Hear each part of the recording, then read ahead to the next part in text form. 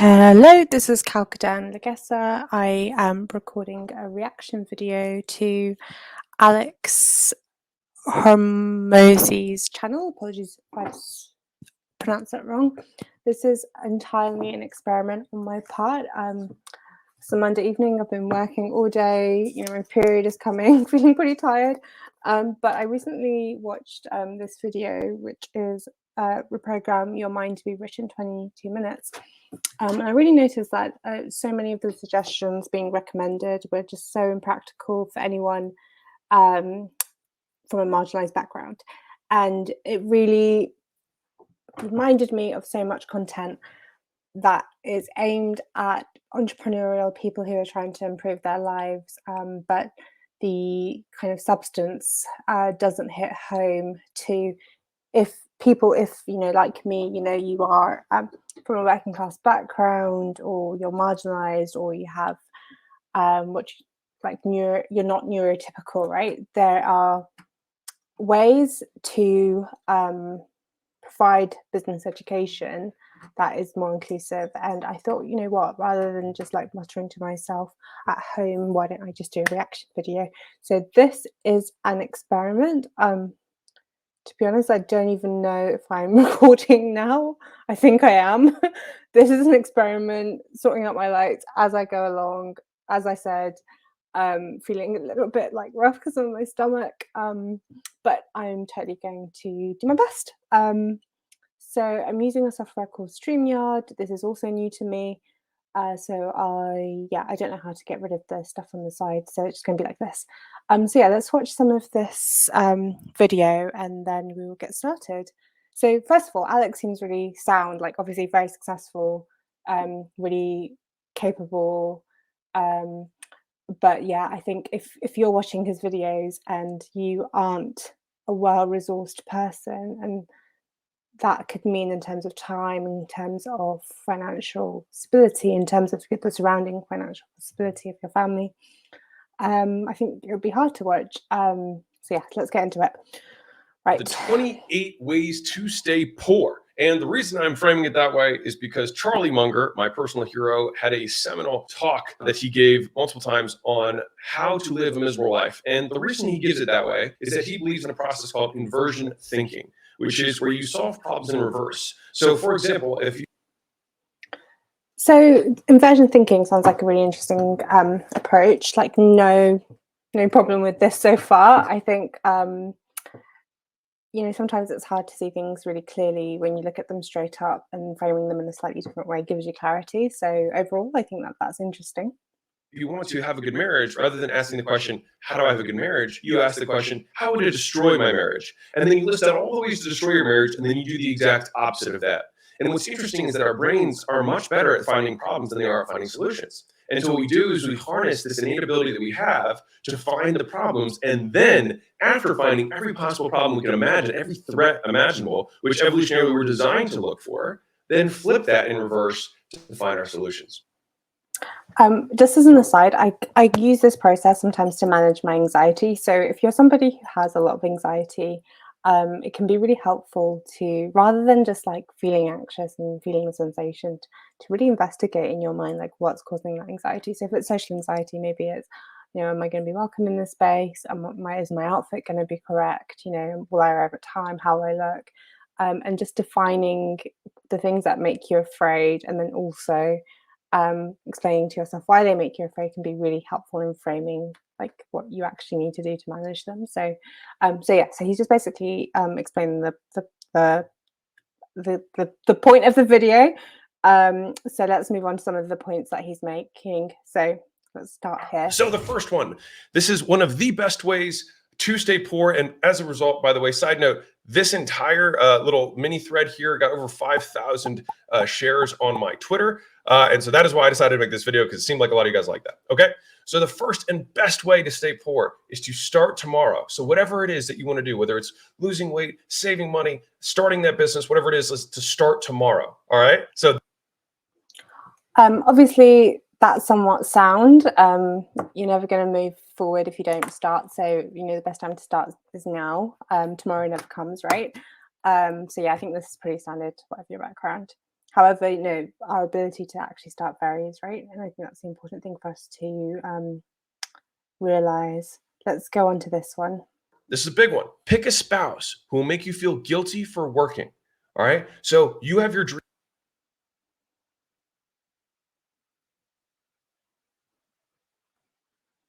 Number 6 is think that the world is fair.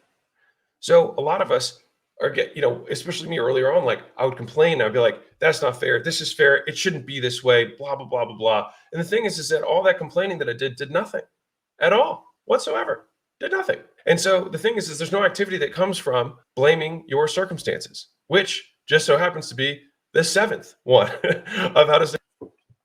Okay, so what's really interesting about this, think everything is fair, and like the inversion being accept things are unfair, is that I think the experience of a lot of marginalized people would be the kind of the undeniability that life isn't fair, right? So it's a struggle, whether that is to get the job that you are looking for and are qualified for, or to get social media opportunities if you're a content influencer, whatever it is. I think a lot of marginalized people have ingrained from them, and oftentimes generationally, that life is unfair.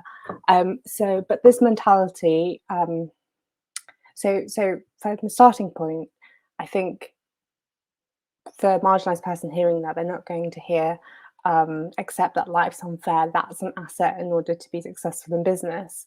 What they're hearing is, oh, I've got huge obstacles around me because of the inequalities of society. And the question is, like, what could I actually do to manage my life in the context of these inequalities?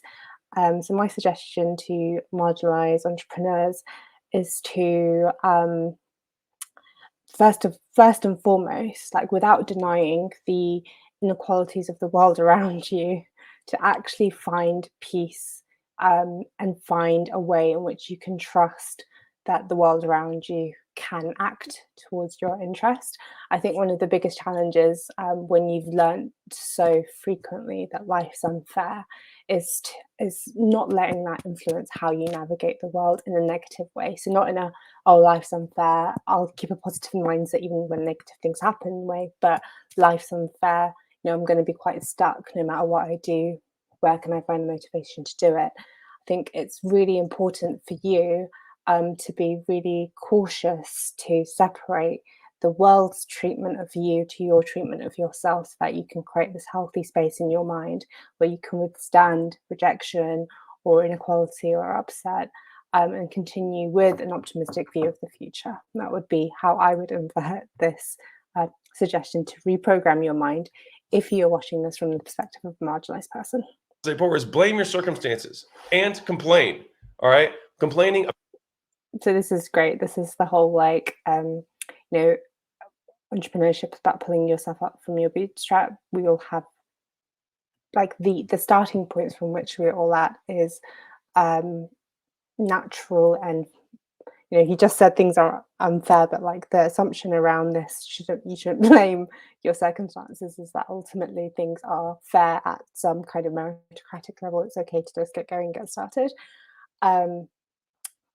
Let's continue watching this. About things that you cannot control. And the thing is like, these sound so obvious, but think about these in reverse again. So if the contrary of thinking the world is fair is assume the world is unfair, assume the world is unfair, and then act accordingly. Instead of blaming your circumstances, you thank your circumstances for who you are and what they gave you. You are who you are because of the shit that you have gone through. So, like, without saying that is a I think the consequences of that statement are so different if you're speaking to somebody who's a white cis privileged male, or even anyone who's like lucky enough to be born in a developed country, to if you're speaking to somebody from impoverished, marginalized, non-neurotypical, non-cisgendered background. Like, it's a different statement to make. Some of the inequalities and injustices in the world should change. So yes, the world is unfair. Yes, not everything is within your control, and that causes you hardship. But no, does that mean for you to be a successful entrepreneur, you have to be able to ignore all of that? I think that first of all, it's really hard to ignore it if you're living it every day. So whether or not you write it on a to-do list to do so, it's going to be a challenging thing. I think a healthier approach is to, once again, create pockets of safe space for you. Like, you will know that the world is unfair. Like, that will be your lived reality, right? So the question is, how can you show up as your best self? Reprogram your mind to be rich and healthy despite that condition. And I think that's where the necessity of having safe spaces where you're not facing that is actually absolutely crucial. So that, yes, you can accept, okay, this world is unfair and unequal, but that doesn't mean that your world has to be. And it's that ability to create your own safe space that will allow you to have some resiliency when dealing with the external impact of this reality that he's describing. Right? There's a saying, your mess is your message. And I think it's a very beautiful saying, because Oh, sorry. Ooh, this is something that I did want to say. Your mess is your message. So I think another real asset that everybody who has a non standard or non what's the word, like privilege or centrist experience of life has is the ability to add huge amounts of value to every conversation, every instance. So yeah, so your mess is your message. Like, your experiences of challenge are often your points of differentiation. And this could be when negotiating a deal, when creating a new product, when telling your story. So yeah, this I absolutely agree with. Like, but I think it's easier to do. It's easier to understand your message, to understand your mess, and then to be able to verbalize it and tell it to others when you have that safe space. And that safe space is absolutely essential if you're experiencing the world through a marginalized body. how sad would it be to wish to have a life of ease and comfort? Because strong character is built I totally wish to have a life of ease of comfort. Gosh, it's okay if you do too. through hard times. And so if we want to have strong character, we basically must have a hard life for period. Actually, this is interesting as well. Okay, I'm going to get really into this. This is interesting because it's this understanding. So what he's saying is, softness can weaken you, right? It can, give you a small view of the world and not help you reach your full potential. But if you're navigating the world through a marginalized body, it's likely that you are actually tough and hard, particularly your exterior, when facing this world that's tough on you. So I would say that he might be underestimating the power in the softness of his life in being able to navigate his world and to create the businesses and the success that he has. Like, one thing that will make all of your relationships easier is if you can approach them with a level of softness, right? So yes, you don't want to not explore your potential and try to be the best version of yourself, or to create the best version of the business that you are envisaging. However, you might find that you struggle with achieving softness at all. And I think because so much of our potential is dependent on the relationships we build, we need to be able to move through the world in our softness, not only for our own peace of mind and for our own well-being, but also in order to make the most of the the social interactions and the social leverage that we can access. Periods of time or for seasons. And so we can't lament the thing that creates the outcome. You can't lament the heat and the beating of the hammer to strengthen the steel, right? They go one in. Like, I'm just asking myself here, like, I know he's just producing a YouTube video and probably he has so much more context behind this. But I'm just wondering, what is he actually describing in terms of the beating of the hammer here? Is this somebody whose, business failed, but they have a family home to go to where they know they're going to be fed and housed and at peace? Or is he talking about, food stamps, violence at home, poverty? What are we describing? And I think this is the thing about the business world, is that most entrepreneurship doesn't look like 200 million plus YouTube channels. Like, that's not really the nature of entrepreneurship in our world, like most of it is working class people, or individuals like freelance and what's the word? Which I think is the appropriate word for who might describe people doing kind of gig type economy work throughout the world. And the reality is, life in that sense is quite tough. And so actually finding ease is probably a really healthy way to navigate um, your own well-being, so you can show up and be the best version. They go hand in hand, and so we just have to accept them for what they are. And as for complaining, I think I'm realizing my video might end up being so long, because if this video is 22 minutes and I'm still talking at 15 minutes, so I'm just gonna maybe skip through. you can just accept and move on. So number 9, I covered 3 there. Number 9, expect the government to save you. All right, that's a great way to stay poor. Expect the government to save you, or you can even say expect other people to save you. And the reality is, no one's going to save you except for you. And a lot of times, many people have spent their entire lives waiting around for someone to save them and still stayed poor. This is actually so funny, isn't it? So, okay, there is a truth to this. The government isn't going to help you actualize your potential uniquely and individually, and to your absolute maximized potential. Like, depending on where you're watching this from, there might be some amazing social policies that your government is creating. But even in many of the world's most developed countries now, like the government's security system isn't really going to be sufficient for the challenges of an aging population and whatnot. So yes, you can't rely completely on a government to create the life that you want, or to build what you can do. However, probably that isn't what's holding you back from business, nor is that the reason that you're poor. So let me give you an example of that. So poverty, is due to factors such as the lack of collateral to leverage credit, for example, or the lack of opportunity, which might result in lower skilled work. It could be due to health challenges, or to other kind of obstacles to your well-being or development. It could be inherited. I mean, it's most likely to be inherited, right? So it's unlikely that this is your barrier from becoming rich.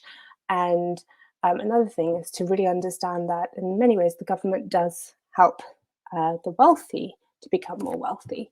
And an interesting statistic from this book here, which I'm reading, by the way, which I think was referenced from another book, is that poor people only use about 30% of the programs that are accessible to them, whereas wealthy people tend to use closer to 90% of the programs. So it might be the case that actually you're not using enough of the government's resources to help you out of poverty. So just take the suggestion lightly. Number 10, value the opinion of others over your own. It's an excellent way to stay poor. You think everyone else's opinions matter more than yours. And I'll give you a secret that it took me, making a lot of money to then realize, which is you are successful the moment you say you are. Crazy, right? Like, you are successful the moment that you decide you are successful. There are people who are billionaires who don't feel like they're successful, and there are people who have almost no money and absolutely think that they're an amazing success. And the thing is that they are both right. It's our choice. And I can promise you that if you try and give yourself a number, you will just move the goalpost. I promise you that from the depth of my soul. You will. Yeah, so I think this is just to comment on this step, I think it's a little bit arbitrary, because I don't know that richness and successfulness are equated. I think, overall, I would agree that your mental framing of your success is probably going to have the most significant influence on your success. And what's also interesting is that our actual well-being and ability to feel good about where we're at is actually affected by our kind of localized levels of equality. So if you happen to live in a highly unequal environment, then it's going to be harder for you to define yourself as successful than if you don't. So for example, if your school district has a huge variation of wealth, it's more likely that there will be perception of success and well-being, not a perception of, but more variation in the perception of that. So that's interesting. But yeah, I'm not sure how.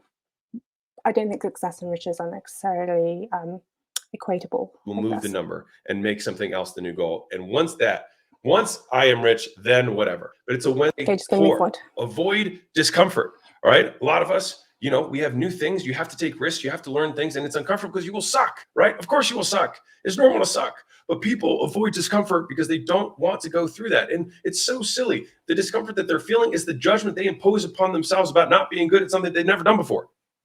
Okay, I'm going to say yes, but to simplify these, say yes, absolutely.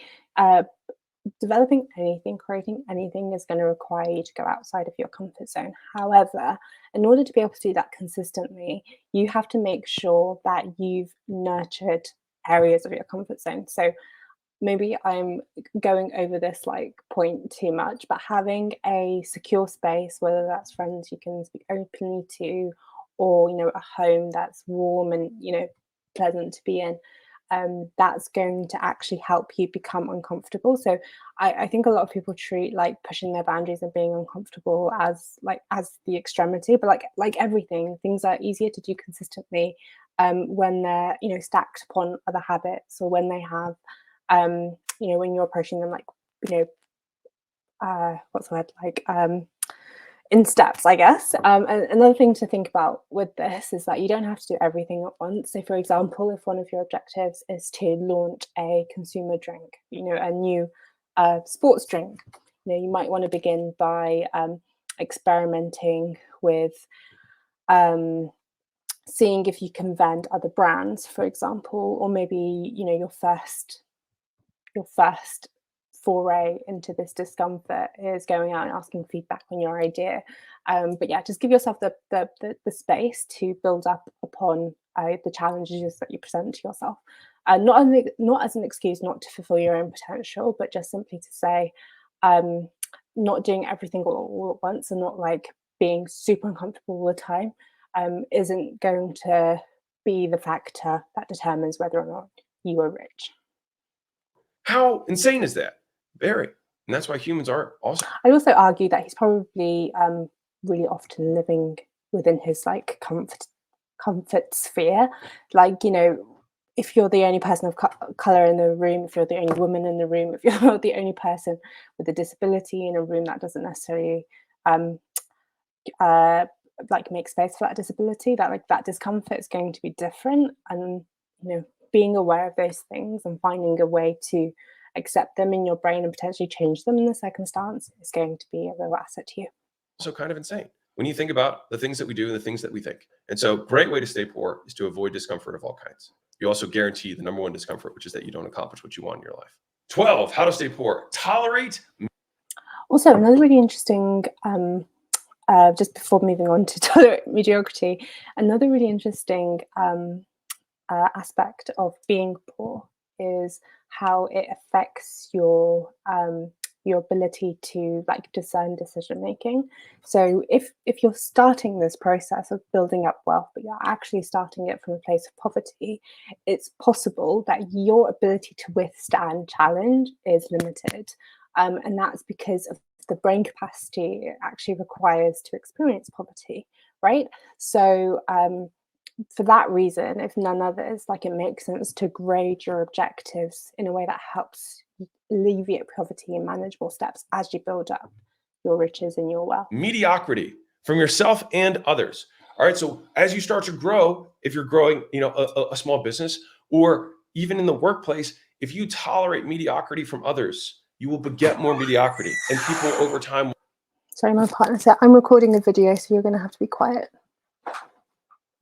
Will just degrade and get worse and worse over time, rather than the reverse of that, of thinking like, I will only tolerate excellence, and anything below that is intolerable. If you think about the best leaders and the best CEOs, the most successful people of all time, they have this innate trait, right? For lack of a better term, they're ball busters, right? They hold a standard that, and here's the catch, that they themselves stay above, which means you must raise your own standards so that you can model what it looks like for other people around you to hold themselves, right?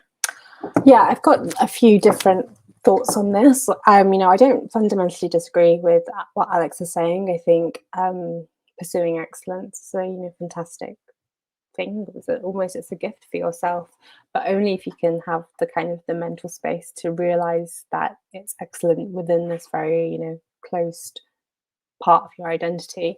I'm always a bit nervous whenever like business advisors speak about anything in terms of the people you're around and the environment that you're around, because we know so much that so many spaces are inaccessible to poor people, marginalized people, and everyone else. So yes, of course, strive for excellence, particularly with the people that you work in, but also realize that excellence is some skill set that can be developed. Like it's not black and white, and nurturing the path to excellence in yourself and for the people around you is something that you can do, and that might be more achievable than, you know, suddenly being surrounded only by excellent people. Right, the best, like most people don't need to be led. Most people need a model, and they can see that, right? And you're leading by example. Okay, so And this is already best thing to 25 do is stay minutes long. poor, tolerate mediocrity from your. Okay, this is already 25 minutes long, so I think I might close it here. I did have one, I don't know. Okay, I'm just going to finish here. Obviously, you can watch Alex's video, which I've been watching his channel. It's really helpful. But yeah, I hope you found this helpful, because I think it's really important to realize that business skills are achievable. Like you can start with nothing, develop your business skills, and build yourself a huge foundation of security. And I, you know, have 2 successful businesses. Don't have 200 million pounds like Alex, so you might want to ignore me entirely. But you know, that was built over time, and really it's built up from nothing. And you know, I've got a lot planned for my future, of course. And you know, some of the businesses that we're working on, we expect to, you know, overcome that 200 million mark at least.